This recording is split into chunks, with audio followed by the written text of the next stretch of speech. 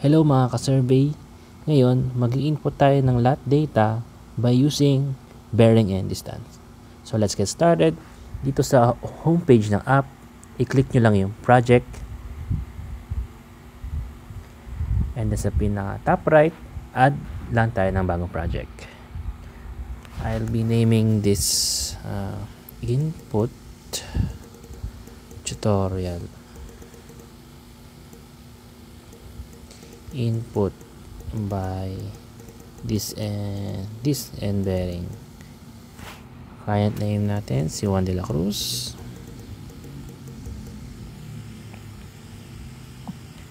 Save ko lang. Dito sa top left, meron tayong navigation bar dito. I-click lang natin yon, tapos i-click natin yung mother dots. Dun sa baba ng navigation, i-click natin yung parang photo icon, and then add lot tayo.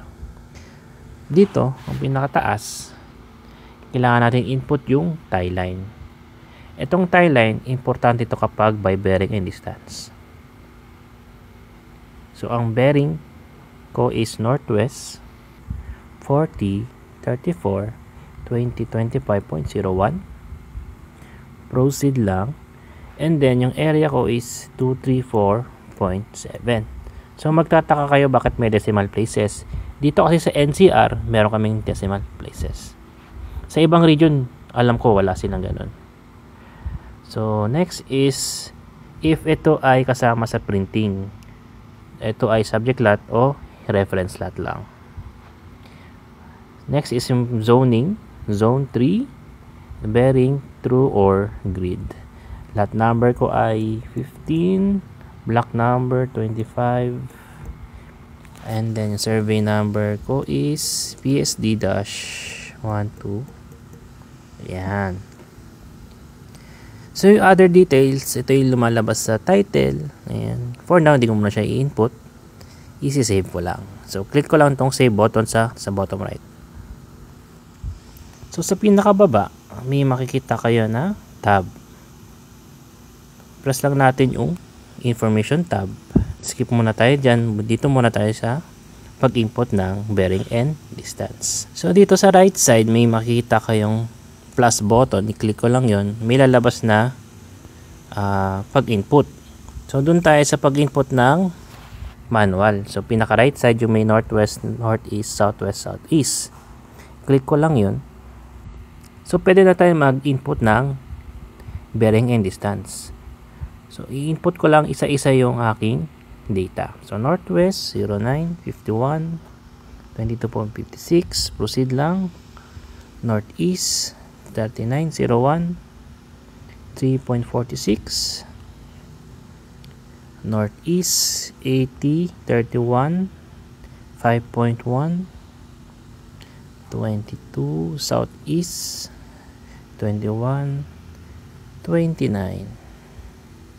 22.6. Next is southwest, 67, 52, 12.56. So, halimbawa, meron tayong line na gustong i-edit. So, i-click mo lang yung line na yon. Halimbawa, sa 3 to 4, i-click mo lang yung edit button dito. So, pwede mo nang palitan yung data na naka-input. Or, kung meron kayo na miss na line, halimbawa, si 5 to 1. Kung ito yung si 5 to 1 tsaka si 4 to 5 nagkabaliktad, i-click mo lang tong up button, magpapalit sila ng pwesto. So, ibalik ko lang, mas tama yung kanina para magbaliktad. Ayan. So, balik tayo sa information button. Okay. So, may makikita kayo dito na lot is open. Click mo lang yan para mag-apply tayo ng adjustment. Click tayo ng adjustment. Meron tayong transit rule, compass rule, equal distribution, software distribution, tsaka Taylor series least square. Ang pinaka-recommended dyan yung transit or yung Taylor series least square. Next is magsaselect tayo ng tie point. Check lang natin yung coordinates. Okay, naka 20,000, 20,000 ngayon yung tie point. So, ngayon magsaselect tayo ng tie point. Dito sa right side, meron tayong drop the box. Click lang natin yung region na nasasakupan yung lote. And then, yung kahit keywords lang, diba? BLLM, Quezon. So, ang type point dito is BLLM 7. Edit ko lang. Tsaka ko isa-save. So, mapapansin nyo dito, nag-iba na yung type point tsaka yung coordinates. Siya na yung nag-adjust nun.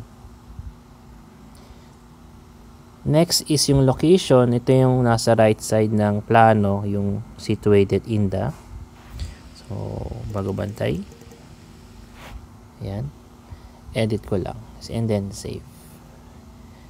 So, ganun lang mag-input ng data by bearing and distance. Thank you for watching and see you on the next video.